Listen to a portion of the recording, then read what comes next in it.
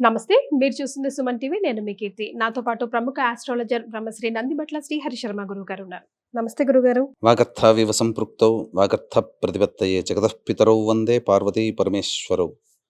ఆదిత్యాయ చ సోమాయ మంగళాయ బుధాయ చ గురు శుక్ర శనిభ్యశ్చ రాహవే కేతవే నమః.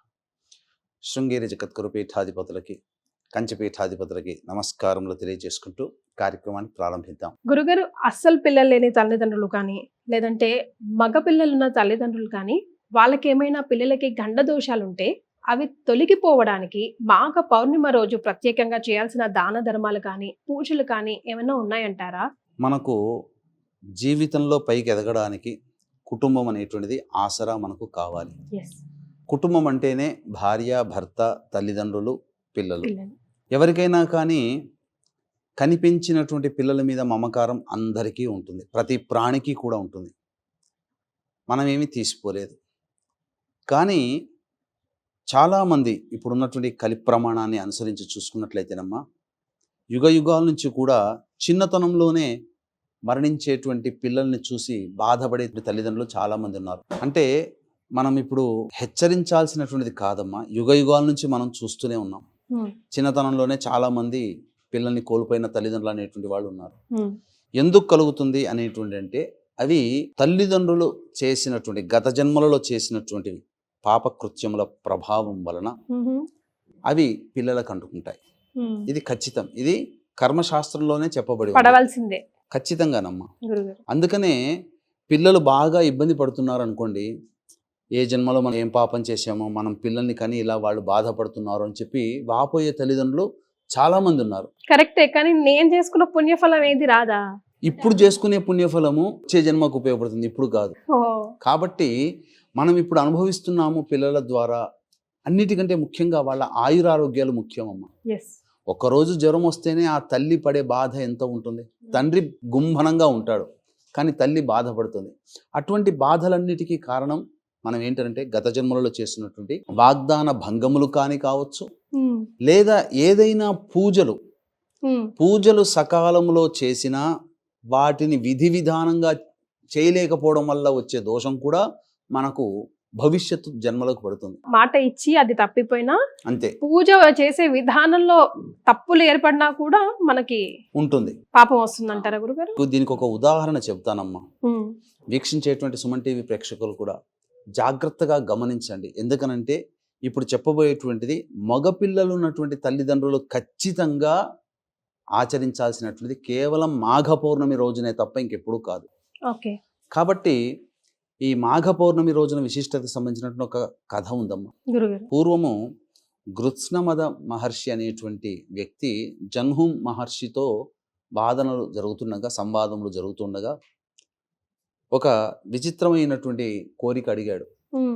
మహాముని, ఎవరైనా పిల్లలు తల్లిదండ్రులు ఉన్నటువంటి వాళ్ళు, ముఖ్యంగా మగపిల్లలు, ఎందుకంటే వంశాంకురాలు, వంశం ముందుకెళ్తుంది కాబట్టి ఇక్కడ ఆడపిల్లలను తక్కువ చేస్తున్నట్టు కాదమ్మా. మగపిల్లలు ఉన్నటువంటి తల్లిదండ్రులు ఖచ్చితంగా ఈ మాఘమాసంలో ఆచరించాల్సినటువంటి విధానము, పూజా విధానము కానీ, చెయ్యవలసినటువంటి దానము కానీ ఏమైనా ఉందా? ఎందుకంటే పిల్లల యొక్క ఆరోగ్యమే ప్రధానం ఇక్కడ. కాబట్టి వాళ్ళకి గండ దోషాలు, అపమృత్యు భయ దోషాలు లేకుండా ఉండాలంటే ఏం చెయ్యాలి, మాఘమాసంలో ఏమైనా ఉందా అని అడిగాడు. అప్పుడు జన్హు మహాముని పురాణాంతర్గతమైనటువంటి విషయాన్ని ఒకటి తెలియచేశాడు. నేను మీకు ఒక చిన్న కథ తెలియచేస్తానని చెప్పడం ప్రారంభించాడు. పూర్వము ఈ కాశీనగరం మందు, గంగా తీరం మందు ఒక బ్రాహ్మణుడు, చక్కగా దంపతులు ఇద్దరు కూడా చక్కగా జీవిస్తుండేవాడు. వాళ్ళకి ఎంత కాలానికి కూడాను సంతానం కలగలేదు. అంతటా ఏదైనా దేవతా ఉపాసన చేద్దామని చెప్పి ఆ బ్రాహ్మణుడు విష్ణుమూర్తిని ఎన్నుకొని, విష్ణుమూర్తిని తదేకముగా ధ్యానము చేస్తూ, జపము చేస్తూ తపస్సును ఆరంభించాడు. ఆ తపఃఫలిత కారణముగా విష్ణుమూర్తి ప్రత్యక్షమై ఏం కావాలనంటే వంశాంకురం కావాలని అనగా ఆశీర్వదిస్తాడు. ఇంటికి వెళ్ళిన తర్వాత భార్యతో సంతోషంగా చెప్పడము, ఆ విధంగా కొంతకాలానికి భార్య గర్భవతి అవ్వడము, గర్భవతి అయిపోయి ప్రసవం ఇచ్చిన తర్వాత అప్పుడు ఈ సంబంధించినటువంటి ప్రసవం అయిన తర్వాత సంతోషంగా ఉన్నారు. అప్పుడు ఈ నారద మహాముని ఆ ఇంటి గుండా వెళుతూ ఆ బ్రాహ్మణుని ఇంట్లోకి వెళ్ళి ఆ యొక్క బాలుడిని చూసిన తర్వాత, ఈ బాలుడికి 12వ సంవత్సరం వచ్చిన తరువాత అతనికి మరణగండం ఉందని చెప్పి వెళ్ళిపోతాడు. అంతటా భార్యాభర్తలు ఇద్దరు కూడా చాలా బాధపడుతుంటారు. ఇక ఏడుస్తుంటారు, ఏ పాపం చేశాము అని చెప్పేసి. అంతటా మళ్ళీ నువ్వు విష్ణుమూర్తి నాకు సంతానాన్ని ప్రసాదించిన తర్వాత తప్పేది కాదు, కాబట్టి ఆ విష్ణుమూర్తిని నేను అడుగుతానని చెప్పి మళ్ళీ తపస్సు చేస్తాడు.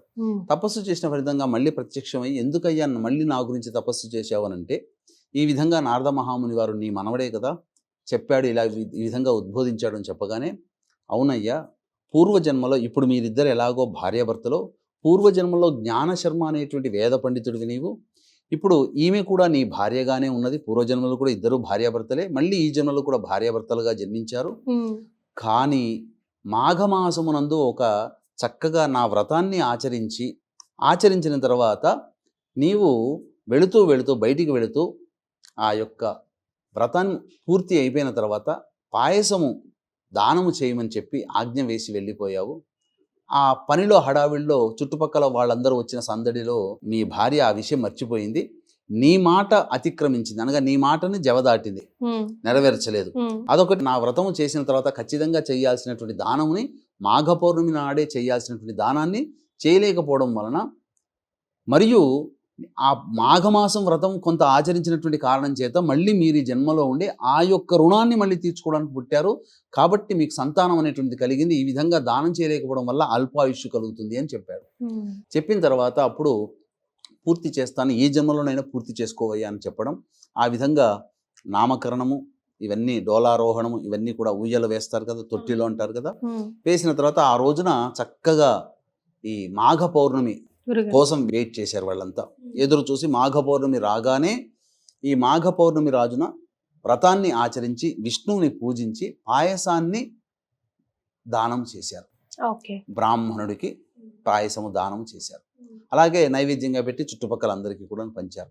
కాబట్టి వీక్షించేటువంటి ప్రేక్షకులు కూడా ఈ రోజున, అనగా మాఘ పౌర్ణమి రోజున, ఈ సంవత్సరం ఫిబ్రవరి 12వ తారీఖు రోజున వచ్చింది కావున వీలైతే కొన్ని నియమాలని పాటిస్తూ వ్రత విధానాన్ని కనుక చేసినట్లయితే, ఏ నియమాలు అనేటువంటివి మనం తెలియచేద్దామా వీక్షించేటువంటి ప్రేక్షకులు కూడా గమనిక. ఇంతకుముందు మాఘ పౌర్ణమి సందర్భంగా ప్రయాగ క్షేత్రంలో కార్యక్రమాలు చేయిస్తామని చెప్పి ఉన్నాం. కానీ ఇంతకుముందు జరిగినటువంటి సంఘటనల కారణం చేత, ప్రజలు కోట్ల మంది వస్తున్నటువంటి కారణం చేత, అక్కడ కార్యక్రమాలు చేయడానికి యోగి ప్రభుత్వం అనుమతించలేని కారణం చేత, ఈ మాఘ పౌర్ణమి రోజున జాతకరీత్యా ఉన్నటువంటి అన్ని రకాల దోషాల నివారణకి, అలాగే గత జన్మ కర్మదోషాలు ఉంటే ఈ జన్మల్లో బాధపడుతుంటాం కాబట్టి గత జన్మ కర్మదోష నివారణ తిలహోమాలు, మరియు 2025వ సంవత్సరం శని ప్రభావం అన్ని రాశుల వారికి ఉంది కావున శని దోష నివారణ హోమాలు పర్ హెడ్ 2100 రూపాయలకి ఈ యొక్క శ్రీశైల క్షేత్రంలో చేయించడం జరుగుతుంది. అవకాశం ఉన్న వాళ్ళు కార్యక్రమ తదనంతరం కాంటాక్ట్ చేసి పూర్తి వివరాలు తెలుసుకోవచ్చు. ఆ రోజున నియమాన్ని పాటించాల్సినటువంటిది, వీలైతే మాఘ పౌర్ణమి రోజున ఉపవాస నియమాన్ని పాటిస్తూ సాయంకాలం ప్రదోషకాల సమయానికన్నా ముందు కాలకృత్యాదులు తీర్చుకొని బ్రాహ్మణుని పిలిపించుకొని సత్యనారాయణ స్వామి వ్రతాన్ని ఆ రోజు ఆచరించాలి. ఆచరించి పాయసాన్నము నైవేద్యముగా పెట్టి, అలాగే ఆ వచ్చినటువంటి బ్రాహ్మణుడికి పాయసాన్ని ఆ విధంగా దానం చేయాలి. చేసినట్లయితే వీక్షించేటువంటి ప్రేక్షకుల్లో మగపిల్లలు ఉన్నటువంటి తల్లిదండ్రులు అందరూ కూడా ఈ విధంగా చేస్తే భవిష్యత్తులో, అనగా బాలారిష్ట దోషాలు అనేటువంటివి 8, 12, అలాగే 8, 16, 24, 32 సంవత్సరాల వరకు కూడా బాలారిష్ట దోష ప్రభావాలు కొన్ని జాతకాల ప్రకారం ఉంటాయి కాబట్టి వీక్షించేటువంటి ప్రేక్షకులకి భవిష్యత్తులో మీ పిల్లలకి ఇటువంటి గండ దోషాలు లేకుండా ఈ యొక్క పని మాఘ పౌర్ణమి రోజున మాత్రమే చేయాల్సింది. మళ్ళీ ఇట్లాంటిది చెయ్యాలి అని అంటే మళ్ళీ వచ్చే మాఘ పౌర్ణమి వరకు ఎదురు చూడాల్సినటువంటి పరిస్థితి.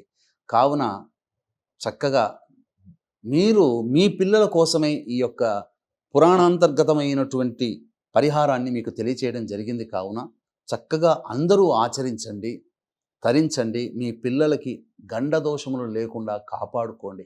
ఇదొక్కటే విన్నపం, సవినయంగా మీకు తెలియచేస్తున్నాను. ఎందుకంటే అందరూ బాగుండాలి. ఎందుకు? పురాణాంతర్గతంగా సాక్షాత్తు విష్ణువే బ్రాహ్మణుడికి చెప్పినటువంటిది. ఇదంతా కూడాను సత్యము సత్యము సత్యము. దైవం ఉంది అనంటే ఈ కథ కూడా ఉన్నది, జరిగిందే. కాబట్టి ఎవ్వరు కూడా ఇది కథగా కాకుండా చరిత్రగా జరిగినటువంటి విధానంగా తీసుకొని మీ పిల్లలు నిండు నూరేళ్ళు ఆరోగ్యంగా ఉండడం కోసం, మీరు ఏ జన్మలో, గత జన్మలోనమ్మా మీరైనా నేనైనా ఎవరైనా గత జన్మలలో ఏం చేశామో మనకు తెలియదు. తెలియదు కాబట్టి. కానీ మనము ఇప్పుడు బాగున్నాం, మన పిల్లలు బాగున్నాం, మనం పుణ్యం చేశాం, మన పిల్లలకి పుణ్యం వస్తుందంటే గత జన్మల్లో చేసింది వెంటాడుతుంది కదా. మరి కాబట్టి రాత్రి తిన్నది అరక్కపోతే తెల్లారి వాంతి చేసుకోవాల్సిందేగా, శిక్షణ అనుభవించాలి. అంతే కదా. అంతే కదమ్మా, ఫుడ్ పాయిజన్. ఎస్.